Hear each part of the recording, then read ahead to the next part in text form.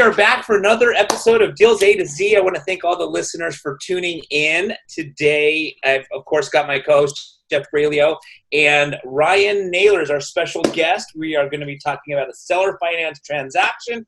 I'm very excited to hear about this deal. Ryan, if you don't mind, let's dive right into it. How did you find this deal? Actually, I found the deal from someone that I had bought. So years ago, I bought a home, my primary residence that I'm in right now. I bought a home from someone that seller financed it to me. Years later, he calls me up and he's like, "Hey, I know someone that needs some help. You know, they're in an interesting situation, and you know, maybe you can help them out." And so I said, "All right, well, you know, let's see what it is." Yeah. So. There weren't other investors. It was just a family that you bought the house from, so you knew the family, and they just had other friends? Yeah. So the family I originally bought this house from, we stayed in contact, and he was the one that called me up and was like, "Hey, you know, I have some people that are needing some help." So the situation was, it was actually a loan officer and real estate agent seller, and they were moving out of state. And it was November, and they're like, "You know, we're trying to list the home, but we know it's not going to sell." I went and I looked at it. It was like total dog, like, it's like gross. I cleaned up like probably 4 pounds of rat poo in the garage. Like, oh my God. Yeah. So anyways, the loan officer and real estate agent couple, they're moving out of state. They're like, "We're going to list it to try to sell it, but we don't think that we're going to get traction. We don't have time to dilly-dally and do everything." And so I said, "Okay, well, there's, you know, obviously other options than just listing it on the MLS. You know, have you looked into any of that?" And they had done a little bit of research on it. And so I went to the house, sat down at the kitchen table with them, talked to them a little bit. And I said, "You know, what's it going to take for you to be in a comfortable position so that you can move?" And they said, "Well, we're already a month behind on the payment, and we have a small tax lien from Utah. It was really tiny, and you know, if we list it right now, we know that there's not going to be much traction." So I said, "Okay, well, you know, what do you need?" And they said, "Well, you know, how about, you know, $5,000 down, and we'll finance the house to you." So I'm like, "All right." So I bought it for $255. I put $5,000 down, and I paid closing costs, title, and everything. And we closed with Jeff. And so it was a pretty simple, quick, and easy closing. And we just did it. How did we structure that? Just an all-inclusive note and deed. All-inclusive note and mortgage. Okay, so we wrapped it. So anyways, they were happy. They got $5,000 down. They didn't have to pay closing costs. They moved out of state, and that was that. We set everything up so that I would make the payments, and we used an escrow company. And so that's, you know, the payments would go to the escrow company. Escrow company would send out the payments to the mortgage company. And so I listed it probably, I really took my time on this deal. I probably listed it like a month and a half after I got it. And there were some problems. In that month and a half, did you have to do any work on the property? Was it just cleaning it up, or did you do any kind of remodel, rehab? No rehab. No, just cleaning it up really nice, just barely a little bit of lipstick, you know, scrubbing the walls. So even though it was a mess, it cleaned up nice when we cleaned it up. Okay. And so I had hired that out. I had someone come over and do that. Someone did all of the landscaping. And then I went and did a little bit of just yard cleanup and to get it ready for like an open house. We listed it on the MLS actually. And so I bought it for $255, $5,000 down, paid closing costs. We listed it, I think, for $298. And then like a 1% origination fee, because I'm in mortgages, so that was, you know, I can charge origination. So So we did that. I found a buyer. They had some money down. And Ryan, just to clarify, did you list it as a seller finance transaction? Is that where the original coming from? Okay, got it. Yeah, we listed it as a seller finance transaction. I was an agent at the time, but I hired an agent to list it for me just to kind of have like an extra barrier. Yeah. You know, so protection, as you might call it. Sure. So, so the juicy details, and I'll be vulnerable. I'll just be semi-vague so that you can't find out who or what, you know. So, oh gosh. You turned around, you bought on seller financing with an all-inclusive note and deed, and then you turned around and found a buyer to buy from you. Seller financing on another all-inclusive wrap note and deed. Double wrap. Yeah, this is a very complicated. People don't, you know. Here's a lesson learned. Ryan, I think, will confirm this. Is with every step of a transaction, you know, there's risks, and they think, well, if I know a seller financing deal and I know how to buy on seller financing, then what's the problem with turning around and selling on seller financing? It's just it's just the same thing again, and it's really not. The issues that arise actually are exponential. What could go wrong? Nothing, right? You can do nothing wrong. Hey, Jeff's got my back. I think I'm good. Actually, I called Jeff, and then I called Bill Bronchick because I was also doing coaching with Bill Bronchick out in Colorado. He has a title company too. Yeah. And I'm like, can you make sure I'm doing this right? You know, like I've been in mortgages for a while, but I don't know, like this is not my niche. I was like, Jeff really knows his stuff. I just want to make, so Bill was like, yeah, you're doing it right. If you're selling on seller finance, just take these extra precautions and these steps. So right. I'm like, all right. I never got everything right. Like you had a note and deed with your original sellers. You did a note and deed with the buyers. You had an escrow company handling all the transactional payments. Mm-hmm. So your buyers paid the escrow company. The escrow company paid you your net cash flow. Mm-hmm. The escrow company paid the underlying mortgage, and provided, sort of the tax statements each year. So it was set up perfectly. Yeah. So we had it all. We had it all set up. Now there's a couple things that I should have done to just have an extra safety net, like have a limited power of attorney from the sellers that sold it to me, just so that if there was any issue with the mortgage company, I could step in, because I never really wanted to talk to the mortgage company or do any of that. I was very hands off. I never touched any of the money, just money came from the escrow company. So, and that was just like my little cash flow on top. So I sold it I got it like 4.75%, and then I sold it at 5.75%. And I had like $330 a month coming in as cash flow, and I didn't have to deal with any of the repairs or anything else that was going to happen. And so the buyers made the first payment, and that went through just fine. The escrow company sent that to the underlying mortgage company, got paid. The second month was interesting. Apparently, my buyers had been making the mortgage payments to the escrow company, and the escrow company had stopped making payments to the underlying mortgage. The story was, when I called them up, what's going on over here?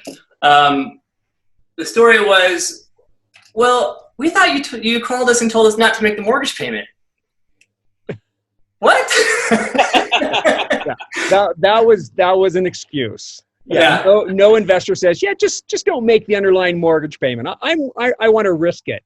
Yeah. I just keep it in there. There's no need. So this is like July. They made their first payment, and then I think it was August. They probably made it through August, and then all the way into February. It was like the day before my anniversary.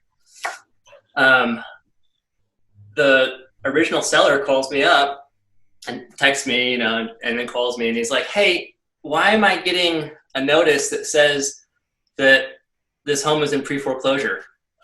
Oh no! And I'm just like,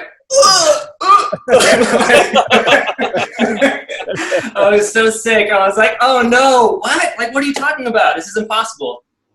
And so he sent me the notices, and I'm like, why didn't you send me these like several months ago? It says the last payment that was made was August.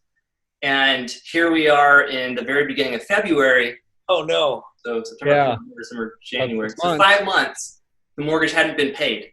Ooh. And in the meantime, my original seller wasn't answering his phone from the original lender saying, hey, where's payment? He never answered his phone, never looked at his mail, never looked at his email. And I was like, this is my mistake because I should have babysat better. You know, like I really should have babysat the crap out of this person. Even though the seller was a loan officer and his wife was a real estate agent. I didn't, whatever. Yeah, well, we all know the quality of real estate agents and loan officers out there. So I'm in panic mode and I'm like, Jeff, help me, man. And he's like, I don't want to litigate. This is not, you know. And so what ended up happening was everyone hired attorneys. So the sellers that sold me the house, they had an attorney. My buyers had an attorney. And then the escrow company had an attorney. And then when everyone was ganging up on me, I was like, I better lawyer up and get an attorney too and not say anything, you know, because anything I say, they'll twist. So anyways, everyone's lawyered up at this point.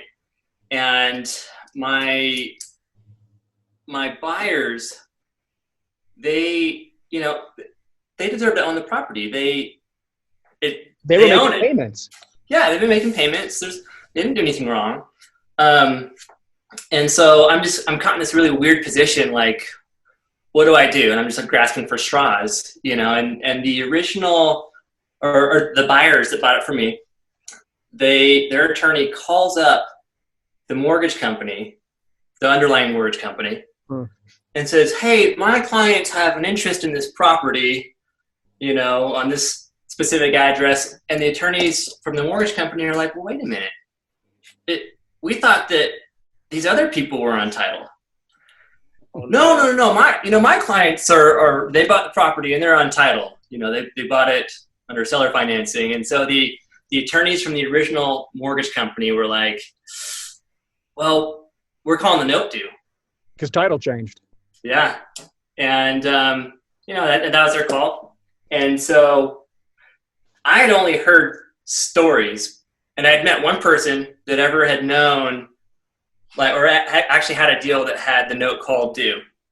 And so, you know, at that point, of course, I've never had that happen. So I was like a little bit panicked, you know, so my attorney is like trying to sort some things out with the mortgage company and the buyers. And, man, it got really dirty because what happened was once they found out that I was a licensed mortgage professional, they're like, well, you know, he's licensed and he should know better than to take advantage of these poor, you know, these poor people. And the original sellers that sold Ryan the property, he took advantage of these people, you know. And I'm just like, are you telling me I took advantage of a loan officer and a real estate agent?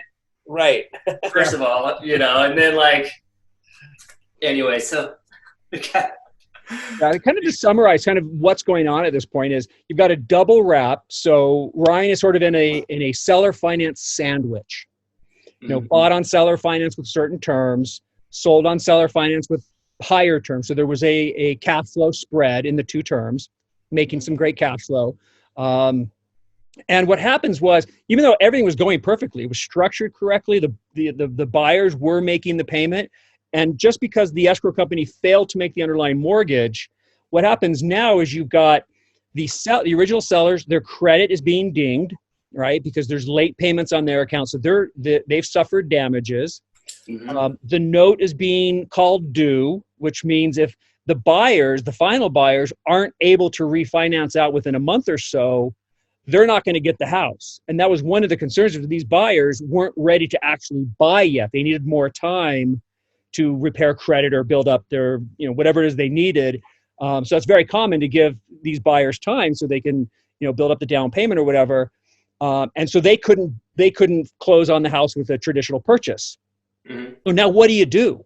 You know, you've got a situation where, you know, the bank could take back the house. So, you know, Ryan's got to pay off his sellers. in a way and somehow resolve the damages. Because if the buyers lose the house, that's what, essentially the contract said, is they get the house. But now there may not be a house for them to get. Yeah. So before we kind of finish up with, how it ended up, what are some things you learned at that point, that you really could have done? You said two things so far. Make sure you got a power of attorney from the original sellers that allows you to talk to the bank. Okay, that's one great tip. And then babysit. What do you mean by babysit? So I would have, if I had done this over again, I would have changed, gone into the mortgage account, maybe changed the contact information, because I'm power of attorney on another seller finance deal, and I call the mortgage company. It's no big deal. What's the relationship? I'm the power of attorney. Well, what's the relation? I'm the power of attorney. Okay. That's it. That's all you have to know. That's all you have to say. Yeah.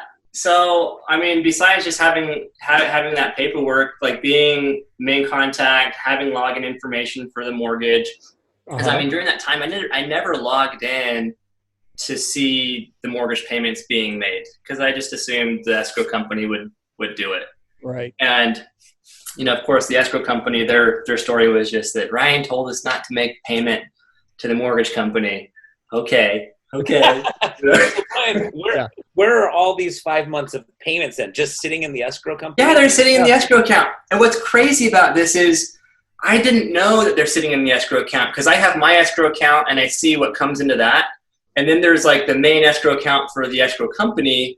And so the buildup of this escrow, which was almost $11,000, I want to say, was just just building up, and I wouldn't be able to see it because I can't log into my escrow account and see any of that. So it's not like I could be like, oh my gosh, there's their argument, because if the position was really true that you told them not to pay the underlying mortgage, then what were they supposed to do with that money?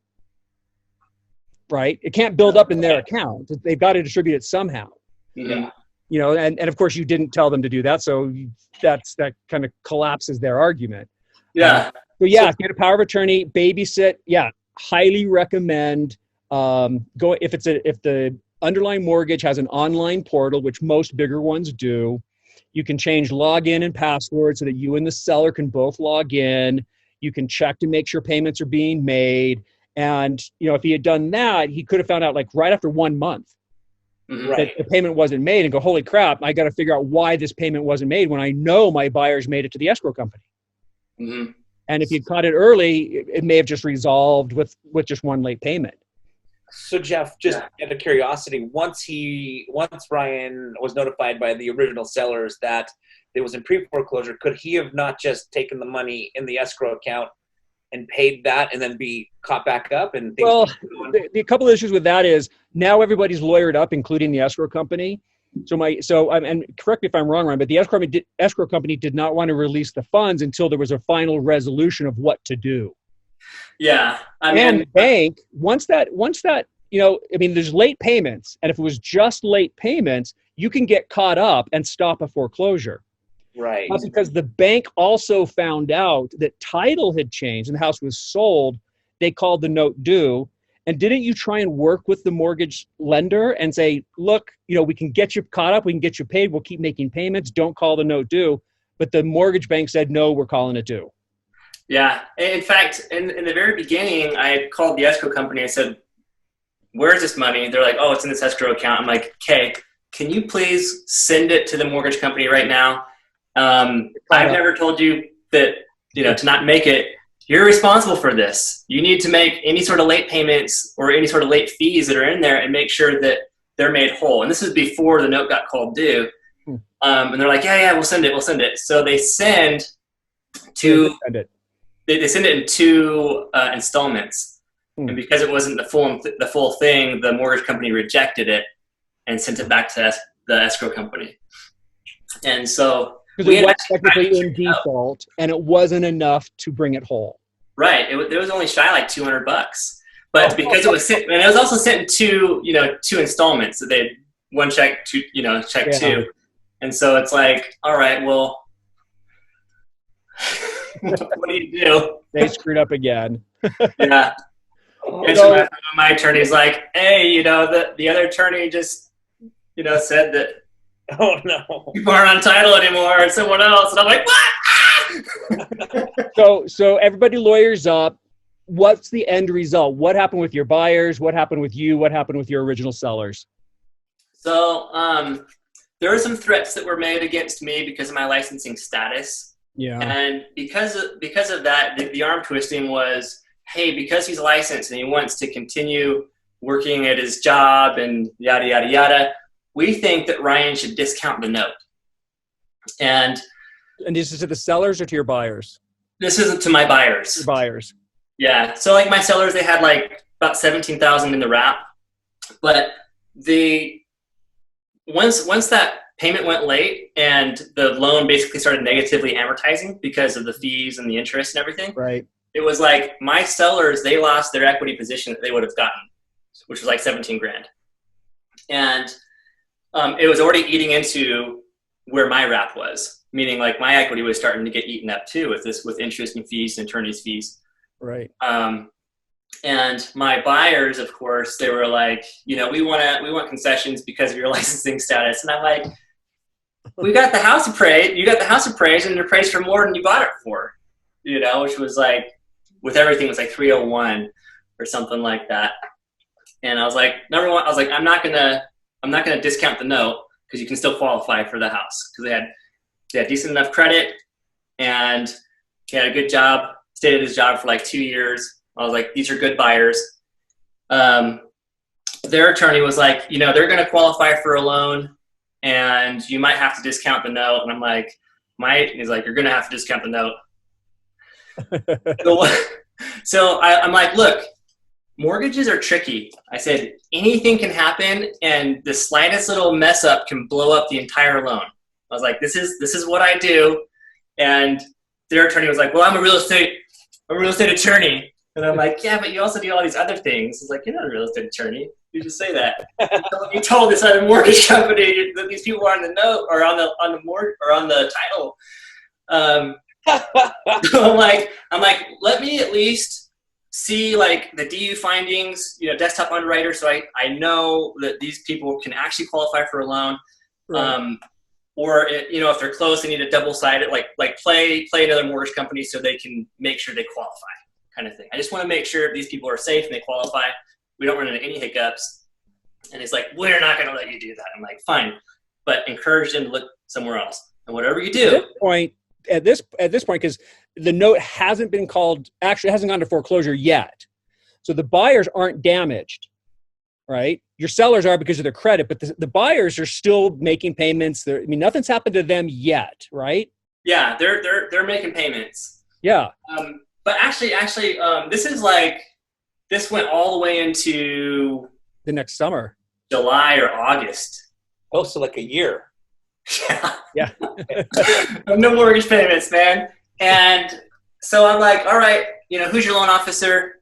Because at this point, the attorney was like, we'll let you talk to their loan officer. I'm like, all right, fine. So I talked to the loan officer. I'm like, hey, is there anything that's going to cause me hiccups in here? They're like, no, everything looks good. Everything looks good. And the discussion was with the buyer's attorney, make sure that they do not miss a mortgage payment. And because my attorney was like, hey, their attorney's saying that they shouldn't make the mortgage payment to the escrow company. I'm like, do not let them do that. They have to make the mortgage payment because there's going to be a verification of mortgage right before they close. Mm-hmm. Mortgage companies, they look at your mortgage history and they say, okay, if there's not a 12-month history or 6-month history in some instances of consistent mortgage payments, then you can't qualify for a loan until you've had those consistent mortgage payments. So I was like, whatever you do, make the mortgage payment and tell those clients that tell your clients they have to make it. Well, their attorney was like, I'm a real estate attorney. I'm prideful. They're not going to make that payment. I'm like, no! So they didn't make the payment for 2 months. Oh, no. So their loan gets denied. So they don't get a loan. They don't get a loan. And I'm like, call up the mortgage company, record. Hey, how's it going, so-and-so? You know, I just want to see the progress of the mortgage. How's it going? And they're like, oh, it blew up. What happened? Well, you know, the buyers were very honest with me and they said that their attorney told them not to make the mortgage payment. And so we don't have consistent verification of mortgage for, on-time payments. And so, they can't qualify. And that blew up. And we had at that point, we had a sale date, an auction date at like July 27th or July 29th or something like that. And I was like, they were no. going to close before then. What's that? And they were going to close on the purchase before then. Yeah, they were going to close before then. And we got one extension from the underlying mortgage company, and the escrow company knew someone with some deep pockets, and that someone with deep pockets came in and saved the day with just a private mortgage for my buyers. Oh. So, yeah. So they got... And that was somebody that was a connection of the escrow company? Yeah. Yeah, so there was affiliation. Looking to cover their CYA. By helping making this come through. So your buyers were able to get essentially a private mortgage, buy the house. Did you concede on any of the terms with their purchase?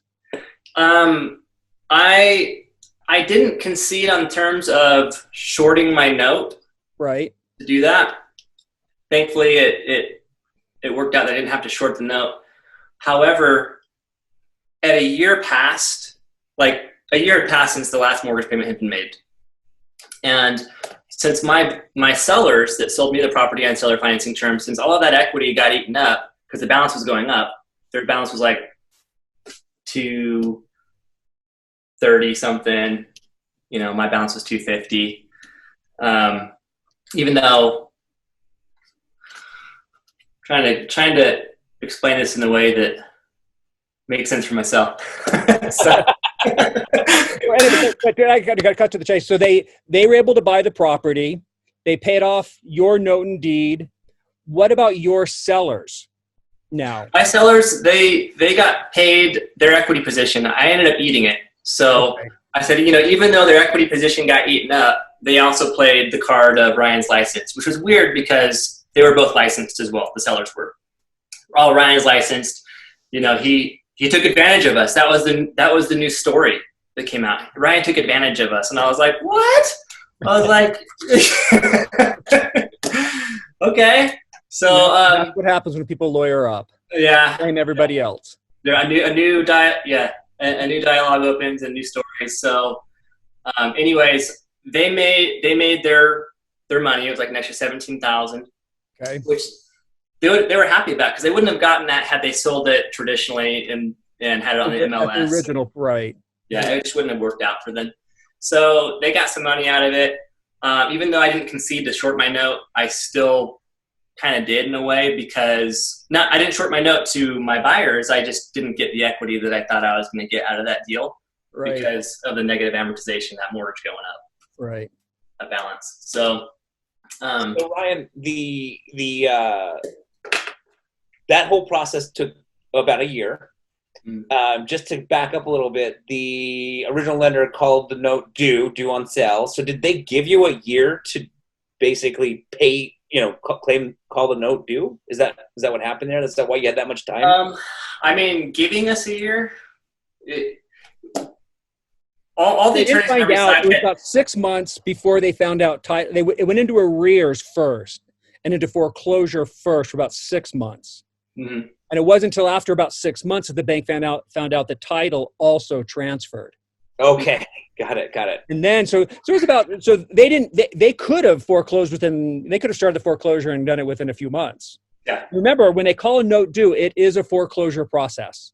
Mm-hmm. It's going to take 4 to 5 months at the fastest, anyways. Mm-hmm. So they apparently did because they had an auction date in July. Mm-hmm. Yeah, so they went ahead with the foreclosure based on the due on sale clause. Had no one been lawyered up, it would have for sure been sold at auction. And because everyone had an attorney, including the escrow company, I think that really helped the situation because, it's. I don't want to say attorneys help attorneys out because they're like in the good old boys club and they're friends typically. Usually it seems like even if they make a mistake, they don't want to like throw anyone under the bus, so they were really trying to work hard to get the lender to work with us. So good attorneys will work to make it the best result possible. Yeah. And not hunker down to get what is more than best for their own client, because that generally just makes things worse. But it happens. It absolutely happens. Yeah. The learning experience, though, I mean, I've spent tens of thousands of dollars in real estate education, going to boot camps, workshops, This taught me more about endurance in this business than anything. I was like, when you have constant, like, hey, you're not gonna make any money on this deal. Don't expect to make any money on this deal. Hey, if this goes to the division of real estate, expect to get beat up a bit, even if you didn't do anything wrong. I'm just like, oh no, I had to deal with a lot of stress, and fortunately, I picked up some really great habits, and doing yoga and Bikram hot yoga and just meditation. I'm like, I need to meditate myself out of this thing. And things always do work out. Mm-hmm. Even when when deals go bad, and even if you don't make money, your life is not over. Great learning experience. Mm-hmm. Never happen again. And things do work out, and good on you for learning to de-stress and to just be patient and keep working at it. Yeah. Work the problem. Just keep working the problem. Yeah. It won't ever stop me from doing more deals. It scared the crap out of me, but now I know a lot more for fail safes, things that I can put into place that are going to benefit everyone so that we don't have to run into these types of situations. And so I think it made me a better investor because of that. Good. So any other fail safes you want to mention? I think the big key is, and I say this a lot when I teach seller finances, if you're going to get into a seller finance deal, you are in a long-term partnership with your sellers. Mm-hmm. So keep in contact with them, keep in touch, keep their contact information, check in with them, communicate with them, let them know you're going to be doing this, because if things happen, you want them on your side to help resolve the problem. And it's the investors that are like, oh, I closed, I bought it, and I'm just making the payments. I don't need to ever talk to them again. Because this is just one issue that can come up in seller financing. Your sellers could die, right? And then who reconveys the trust deed? Who releases the mortgage off the property and provides the payoff if the lender's dead? So there's a lot of things that can crop up, and it is a long-term relationship with your sellers. So keep in good contact with them and do things, get the power of attorney, keep an eye on the mortgage payments. It's your deal. It's your investment. Don't rely on third parties to make it perfect for you. I do want to say one thing. Yeah. One thing I learned: don't ever tell your buyers that you own the property. Bad idea. Because then you're an immediate target. Even though I had an LLC, and the LLC was, I think, owned by my family trust. I don't remember how I structured that, but it, because they knew that I was the seller, that made things much more difficult. So having some anonymity would have been better. And so that's something that I for sure in the future will be doing. Yeah. And LLCs and trusts can help with anonymity. Mm-hmm. Ryan, just out of curiosity, what happened with the escrow company? What was the end result in them? Well, my attorney was like, don't spend the money trying to fight a battle with them. He says, you don't have deep pockets like they do.